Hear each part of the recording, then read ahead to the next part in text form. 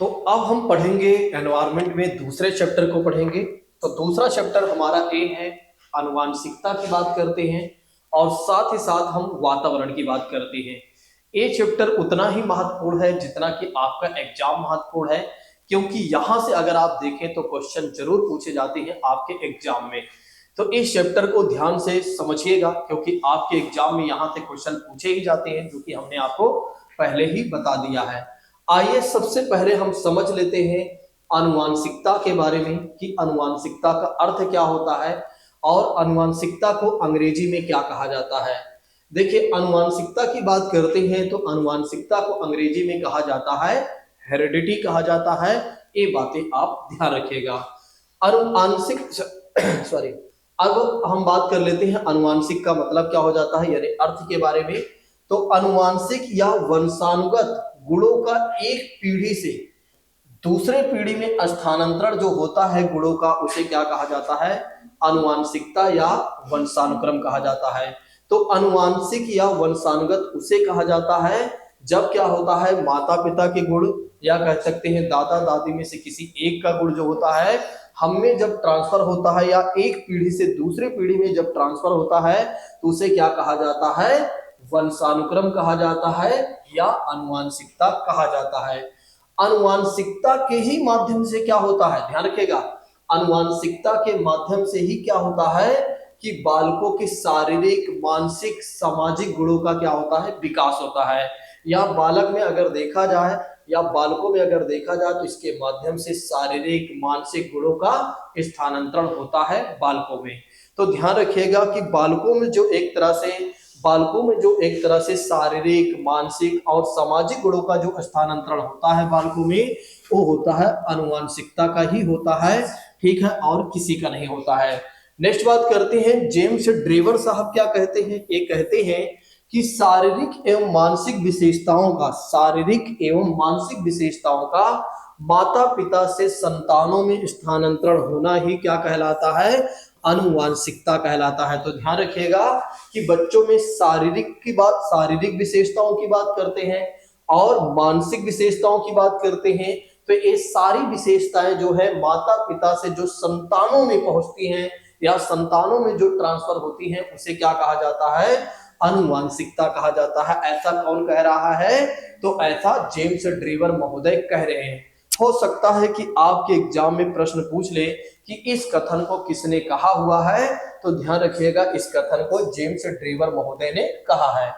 चलिए नेक्स्ट बात करते हैं कि आनुवांशिकता का प्रभाव कहां पर और कैसे पड़ता है। तो ऐसे में अगर देखा जाए तो आइए हम समझते हैं आनुवांशिकता के प्रभाव के बारे में। देखिए, शारीरिक लक्षणों पर प्रभाव पड़ता है आनुवांशिकता का, जैसा कि बात करते हैं बालक के रंग रूप आकार, शारीरिक गठन की बात करते हैं, ऊंचाई की बात करते हैं, इस सभी का निर्धारण यदि आप देखें तो उसके आनुवांशिक गुणों से ही होता है या आनुवांशिक गुणों का ही महत्वपूर्ण योगदान होता है।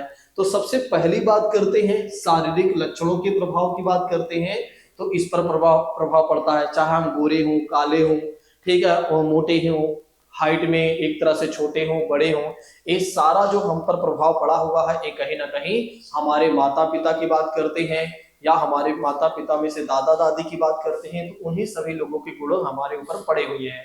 यानी कि आनुवांशिकता का ही प्रभाव पड़ा हुआ है जिसकी वजह से हम इस तरह दिख रहे हैं। तो कहने का मतलब ये है कि जिस तरह से हम दिख रहे हैं, जैसा भी अगर देखें हमारा रंग रूप आकार है, और साथ ही साथ अगर देखा जाए तो हमारे कह सकते हैं हाइट की बात करते हैं, मतलब लंबाई और ऊंचाई की बात करते हैं, तो ये सारा कुछ अगर देखा जाए तो किसका प्रभाव है हम पर, तो आनुवांशिकता का प्रभाव है। तो सबसे पहली बात ध्यान रखिएगा, आनुवांशिकता का अगर देखा जाए तो शारीरिक लक्षणों पर प्रभाव पड़ता है। नेक्स्ट बात करते हैं, हमारी बुद्धि पर भी प्रभाव पड़ता है आनुवांशिकता का ही। तो आनुवांशिकता का ही एक तरह से अगर आप देखें तो बुद्धि पर भी प्रभाव पड़ता है। जैसा कि बात करते हैं, अगर माता पिता मंद बुद्धि के होंगे तो फिर क्या होगा, हो सकता है कि हम भी मंद बुद्धि के रहें, और अगर देखा जाए तो माता पिता तीव्र बुद्धि के होंगे तो हो सकता है हम भी एक तरह से तीव्र बुद्धि के हों। लेकिन कई जगह पर क्या है बताया ये भी गया है कि विपरीत भी पड़ता है। विपरीत प्रभाव भी पड़ता है। जिसके माता पिता कम बुद्धि के होते हैं उसके बच्चे ज्यादा तीव्र बुद्धि के होते हैं, और जिसके माता पिता ज्यादा तीव्र बुद्धि के होते हैं तो उसके बच्चे जो होते हैं कम बुद्धि वाले भी होते हैं। कई बार ऐसे भी प्रभाव देखने को मिले हैं।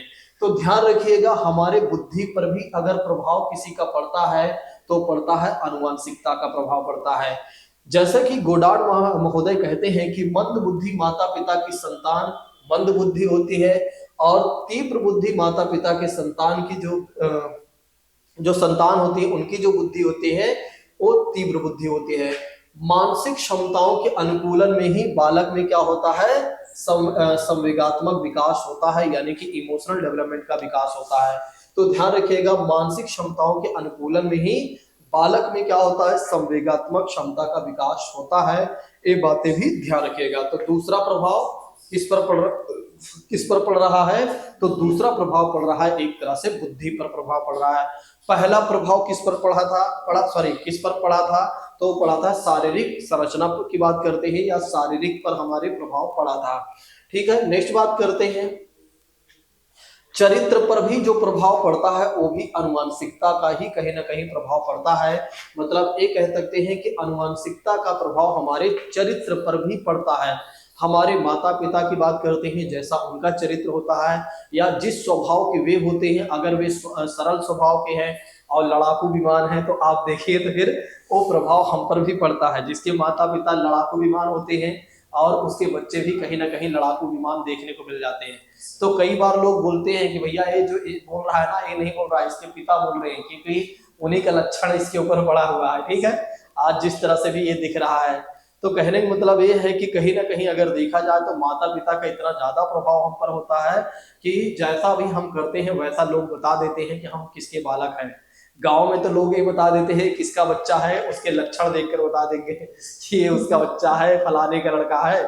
ठीक है, इसीलिए इसके अंदर उस तरह के उपद्रव, ये एक तरह से उपद्रव ही कर रहा है या उपद्रव कर रहा है। ठीक है, तो हमारे चरित्र पर भी अगर देखा जाए तो किसका प्रभाव पड़ता है, तो आनुवंशिकता का प्रभाव पड़ता है।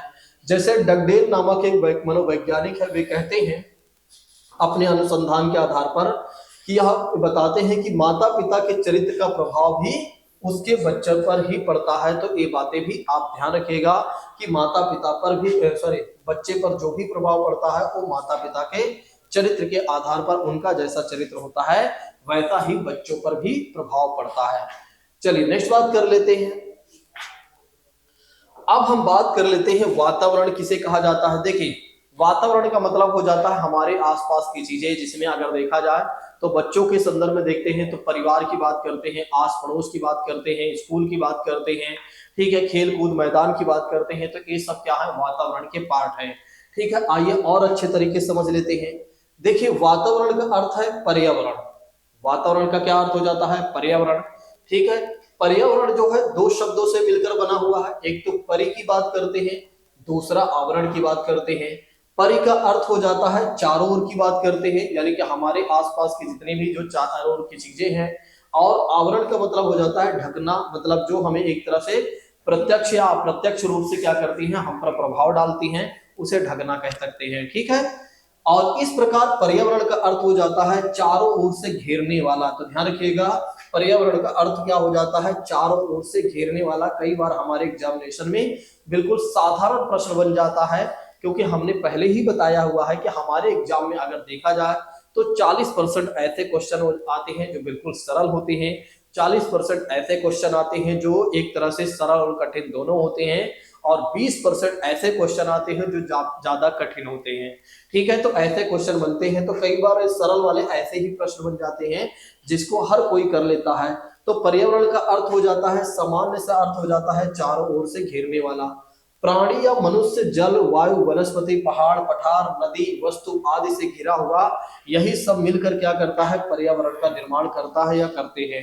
ठीक है, इन सभी चीजों का प्रभाव जो होता है हम पर प्रत्यक्ष या अप्रत्यक्ष रूप से प्रभाव पड़ता है। ठीक है, चलिए नेक्स्ट बात करते हैं। इसे वातावरण या पोषण के नाम से भी जाना जाता है।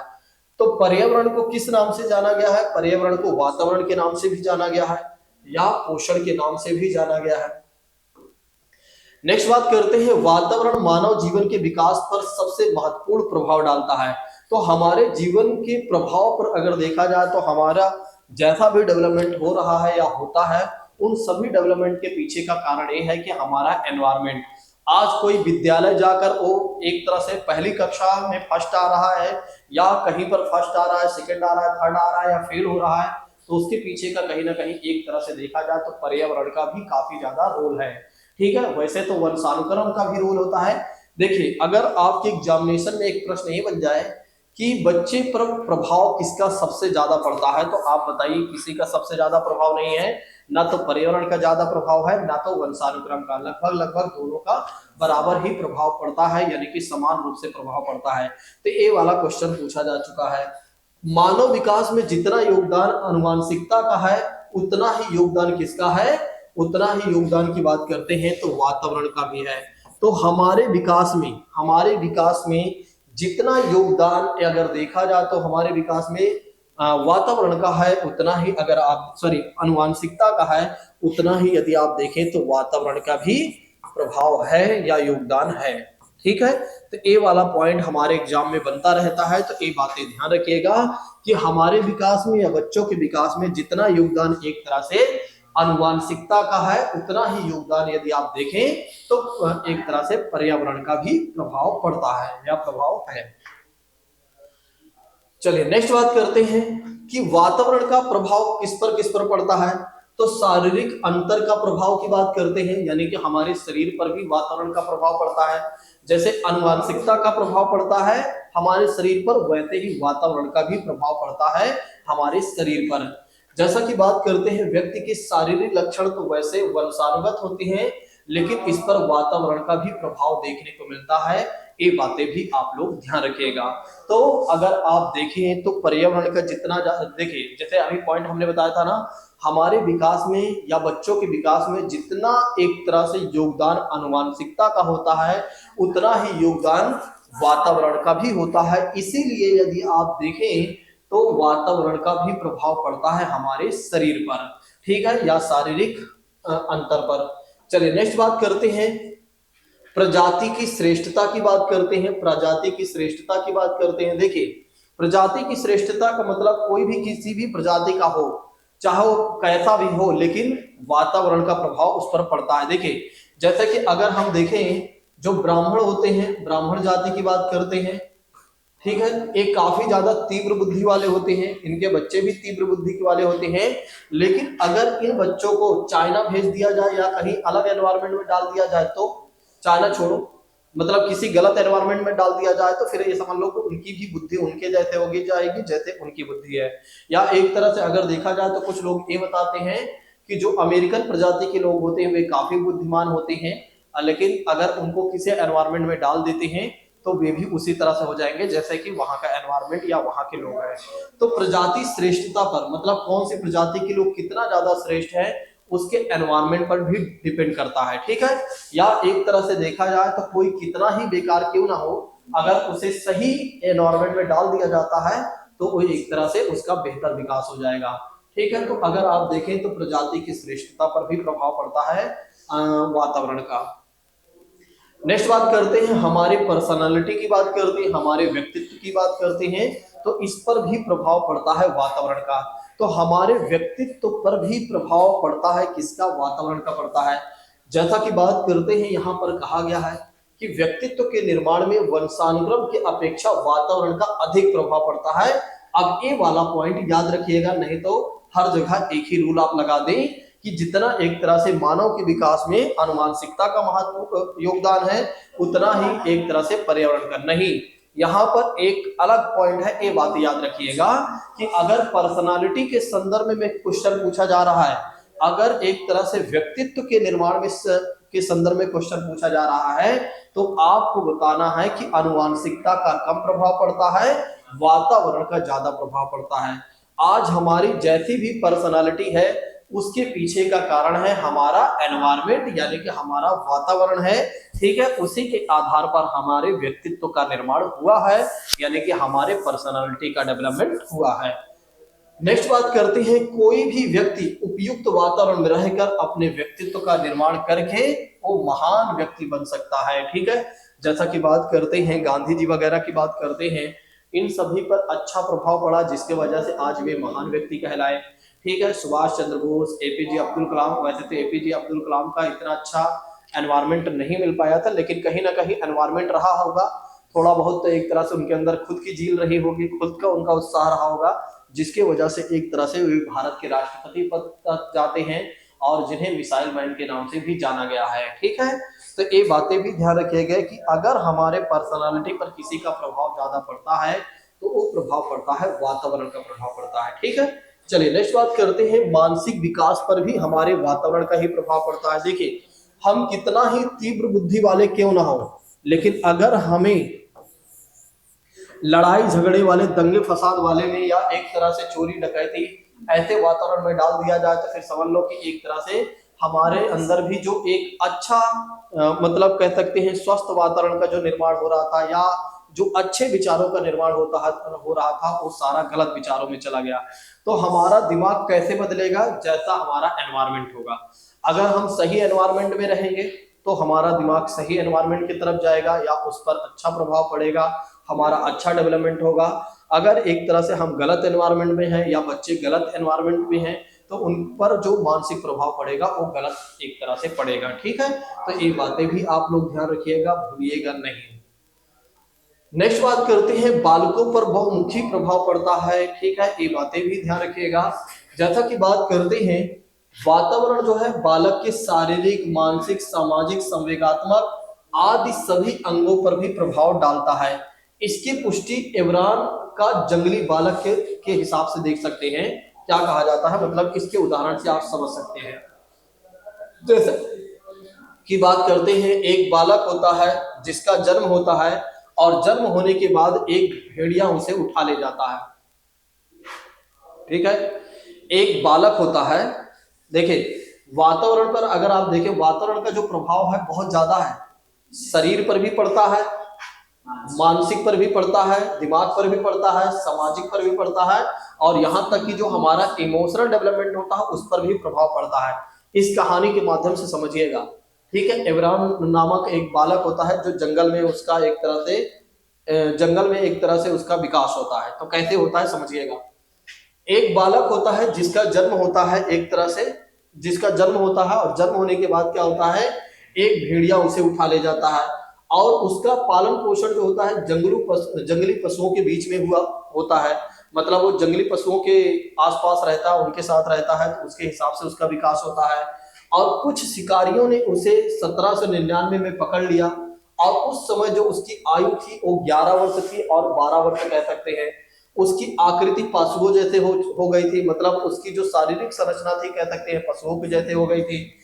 उसके ही समान वो हाथों पैरों से चलता था। मतलब कुल मिलाकर, जैसे आज अगर देखा, जैसे पहले हम आदि मानव की जिंदगी जी रहे थे बंदरों की भांति, वो बच्चा भी उसी तरह से कहीं ना कहीं चल रहा था। जैसे द जंगल बुक मूवी देखा होगा आपने, मोगली नाम का एक बच्चा था। ठीक है, ये वही उसी कहानी पर आधारित है। ठीक है, या ये जो कहानी है उसी, मतलब वो जो कहानी बनी है इसी कहानी पर हो सकता है आधारित होकर बनी हो। वह भी कच्चा मांस खाता था जैसा कि जानवर वगैरह खाते थे, और उसमें मनुष्य के समान बोलने की और विचार करने की कोई शक्ति नहीं थी, क्योंकि उसने कभी इस तरह के एनवायरनमेंट में रहा नहीं, जिसकी वजह से वो पशुओं की भांति ही व्यवहार करता था। तो उसको मनुष्यों के समान सभ्य और शिक्षित बनाने के सब प्रयास फिर विफल हो गए थे। ठीक है, फिर उसे एक अलग एनवायरनमेंट में डाला जाता है। धीरे धीरे क्या होता है कि उसे फिर सभ्य बनाया जाता है। तो ऐसे में अगर देखा जाए तो बालकों पर बहुमुखी जो प्रभाव पड़ता है वो किसका पड़ता है, पर्यावरण का प्रभाव पड़ता है। अर्थात कहने का मतलब ये है कि बालक पर अगर आप देखें तो उसके शारीरिक, मानसिक, सामाजिक, संवेगात्मक आदि सभी का जो एक तरह से प्रभाव पड़ता है वो वातावरण का प्रभाव पड़ता है। ठीक है, तो वातावरण के प्रभाव से ही इनमें सभी में बदलाव होता है या विकास होता है। ये बातें भी आप लोग ध्यान रखिएगा। अब आइए हम बात करते हैं वातावरण संबंधी कारक की बात करते हैं, यानी कि फैक्टर की बात करते हैं। सबसे पहली बात करते हैं भौतिक कारक की बात करते हैं, यानी कि एक तरह से यदि आप देखें तो फिजिकल फैक्टर जिसे कहा जाता है। इसके अंतर्गत कौन सी परिस्थितियां आती हैं, तो प्राकृतिक एवं भौगोलिक परिस्थितियां आती हैं। तो भौतिक कारक के अंतर्गत कौन सी परिस्थितियां आती हैं, जो नेचुरल एक तरह से परिस्थितियां होती हैं, और जो ज्योग्राफिकल एक तरह से परिस्थितियां होती हैं वो आती हैं। मनुष्य के विकास पर जलवायु का भी प्रभाव पड़ता है। बिल्कुल सही बात है, मनुष्य के विकास पर एक तरह से यदि आप देखें तो क्लाइमेट का भी प्रभाव पड़ता है। तो ऐसे में अगर देखा जाए तो जहां पर ज्यादा सर्दी पड़ती है या जहां पर ज्यादा गर्मी पड़ती है वहां मनुष्य का विकास एक जैसा नहीं होता है। अगर एक तरह से जहां पर ठंडी ज्यादा पड़ती है वहां के जो व्यक्ति होते हैं सुंदर होते हैं, गोरे होते हैं, सुडौल होते हैं, स्वस्थ होते हैं और बुद्धिमान होते हैं।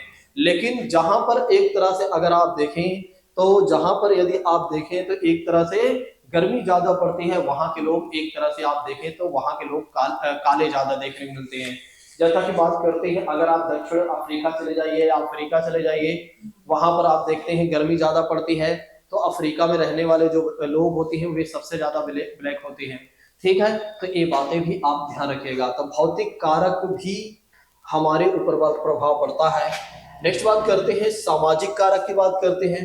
मनुष्य एक सामाजिक प्राणी माना जाता है इसलिए उस पर समाज का प्रभाव सबसे ज्यादा दिखाई देता है। तो मनुष्य जो होता है सामाजिक प्राणी माना गया है और जिसकी वजह से उस पर अगर आप देखें तो समाज का सबसे ज्यादा प्रभाव पड़ता है या दिखाई देता है। सामाजिक व्यवस्था मतलब किस प्रकार की सामाजिक व्यवस्था है जहां पर वो बच्चा रह रहा है या व्यक्ति रह रहा है, वहां का रहन सहन कैसे है, वहां की परंपराएं कैसे हैं, धार्मिक कृत्य कैसे हैं और रीति रिवाज कैसे हैं, पारस्परिक, ये सभी चीजें क्या है बच्चों पर प्रभाव डालती हैं। तो सामाजिक कारक भी क्या होती हैं बच्चों के विकास में एक तरह से महत्वपूर्ण योगदान देती हैं। जैसे हमारी सामाजिक स्थिति होती है वैसे ही हमारा विकास होता है या बच्चों का विकास होता है। ये बातें भी आप लोग ध्यान रखिएगा क्योंकि आपके एग्जामिनेशन में यहां से प्रश्न बन सकता है। चलिए नेक्स्ट बात करते हैं, आर्थिक प्रभाव की बात करते हैं या आर्थिक कारक की बात करते हैं। तो अर्थ का मतलब हो जाता है धन से केवल सुविधाएं से ही नहीं होती हैं बल्कि इससे पौष्टिक चीजें भी खरीदी जा सकती है। देखिए और ये भी क्या होता है मनुष्य के विकास में क्या करता है महत्वपूर्ण योगदान डालता है। भाई अगर आप देखिए आपके पास पैसे ही नहीं है, आपके माता पिता के पास पैसे ही नहीं है तो आपके माता पिता खिलाएंगे क्या। और जब आपको कुछ पौष्टिक आहार नहीं देंगे, ना तो आपको प्रोटीन से मिल रहे हैं ना विटामिन से मिल रहे हैं किसी भी तरह से, तो फिर क्या हो रहा है आप शारीरिक रूप से कमजोर हो रहे हैं, आप कुपोषण के शिकार हो रहे हैं। तो इसका भी काफी ज्यादा प्रभाव पड़ता है हमारे डेवलपमेंट में।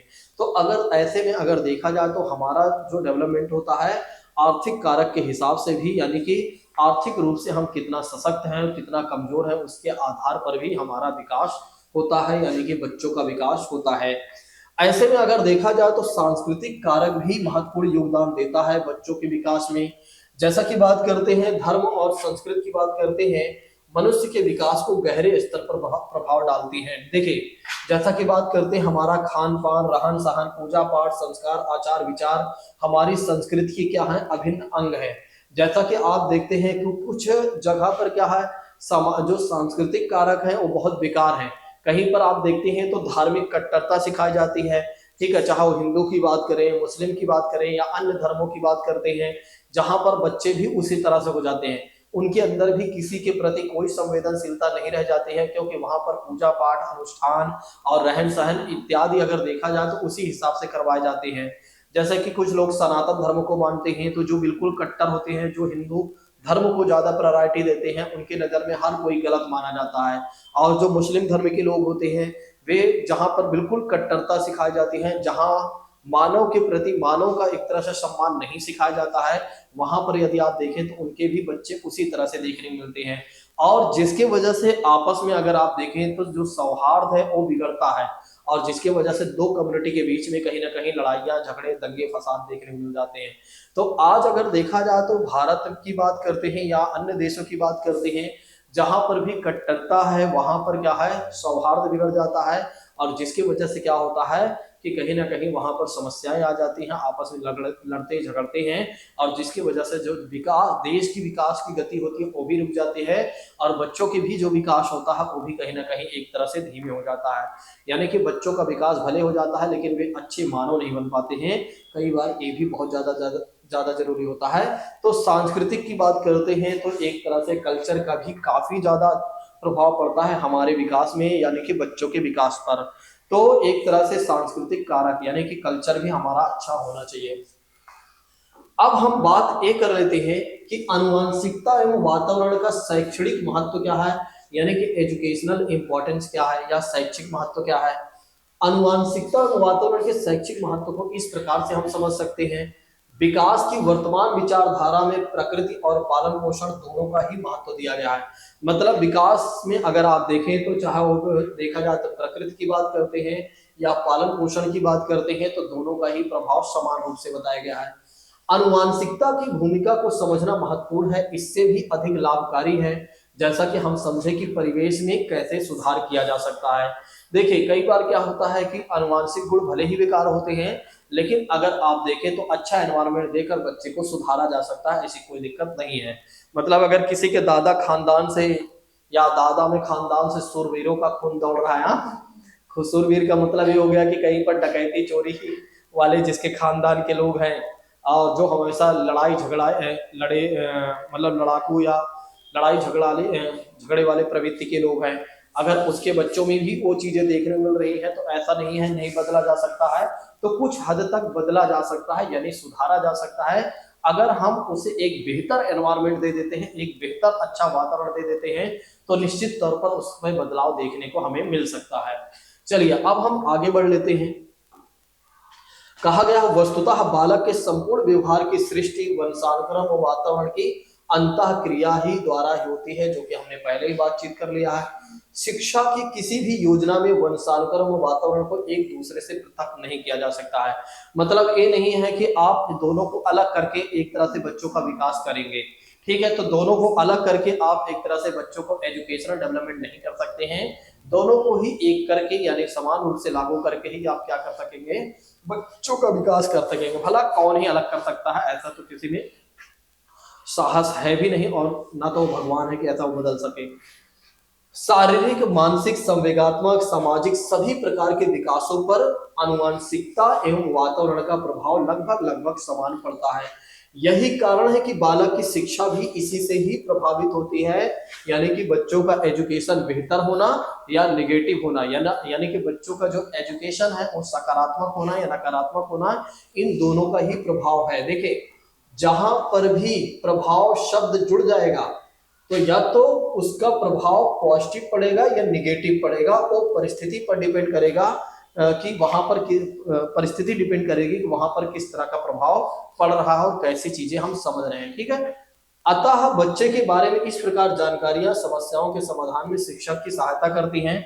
मतलब अगर शिक्षक को ये सारी बातें पता है कि कौन किस प्रवृत्ति का है या कौन किस एनवायरनमेंट से आया हुआ है बच्चा और किसके मतलब माता पिता कहते हैं उनकी क्या प्रवृत्ति है, तो उसके माध्यम से टीचर क्या कर सकता है, बच्चे को बेहतर इंसान बना सकता है या उसका एजुकेशन बेहतर कर सकता है। तो इसलिए इस चैप्टर को पढ़ना इसलिए जरूरी हो जाता है ताकि हम ये समझ सके कि बच्चा किस प्रवृत्ति का है और उसे कैसे सुधारा जाए और उसमें किस तरह की चीजें हम सुधार करके उसे आगे बढ़ाएं। तो इसलिए क्या होता है, चैप्टर को पढ़ना हमारे लिए महत्वपूर्ण हो जाता है।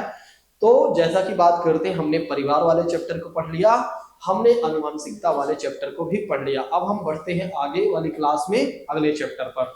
चलिए आज की क्लास को यहीं पर रखते हैं। Thank you so much. Jai Hind. Take care all of you.